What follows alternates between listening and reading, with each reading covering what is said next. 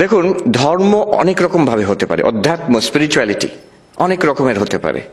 একটা আমরা বুঝি যে ভক্তির উপরে, বিশ্বাস উপরে নির্ভর করে, যে একটা কিছু আছে, ভগবান আছেন, ঈশ্বর আছেন, নারায়ণ আছেন, দেবী আছেন, বিশ্বাস করি, তার প্রতি আমি শ্রদ্ধা করি, ভালোবাসি আর আত্মসমর্পণ করি। এই একটা পথ, এটা ভক্তির পথ বলে।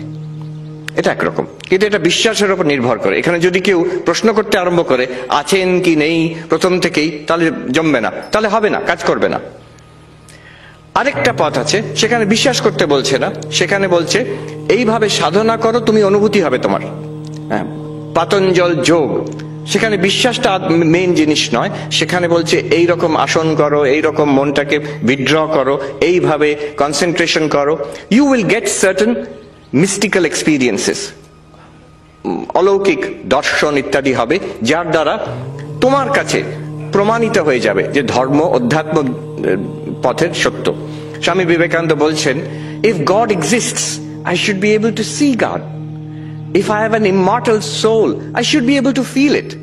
যার জন্য নরেন্দ্রনাথ দত্ত বিবেকানন্দ হলো। উনি গিয়ে কি প্রশ্ন করছেন ঠাকুরের কাছে, যে জিজ্ঞেস করছেন না যে মশাই ভগবান আছেন কিনা, আপনি কি ভগবানে বিশ্বাস করেন, ওইটা প্রশ্ন করছেন না, আপনি ঈশ্বরকে দেখেছেন,